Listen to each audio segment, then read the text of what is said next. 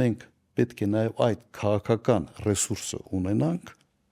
սեփական շուկան պաշտպանելու համար։ Իսկ սեփական շուկան պաշտպանելը սա նշանակում է սեփական ժողովրդի բարեկեցությունը պաշտպանել։ Այդ քաղաքական ռեսուրսը մեր կառավարությունը ունի, չեմ կարծում թե ունի։ Ես չեմ տեսնում որ ունի, որովհետև ոչ միտեղ որևէ դիմադրություն չկա։ Այ մոտավորապես պատկերը սա է եւ այս տեսանկյունից մեր ծրագրերում է լինելու նաև իմ ազնական ծրագրում է լինելու անել ամեն ինչ, որ այս տարբերակը ինչի մասին ես պատմեցի, ուղղակի կյանքի կոչ։ Եվ սա հսկայական հողի վրա ռեալ իրականացվող ծրագիր է։ Հա, շատ ռեալ ծրագիր է եւ հիմա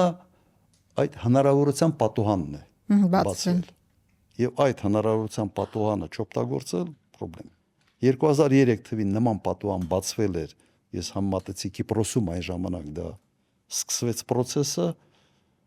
բայց հետո փակվեց։ Հետո Սաակաշվիլի պատերազմ արկղվեց։ Իշխանապողության պատճառով հիմա այդ պատուհանը եւս մեզ համար բացվել է։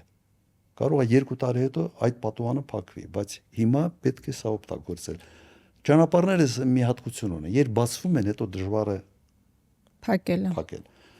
Երբ փակվում է, դժվար է բացել։ Հա, սա կանոն է։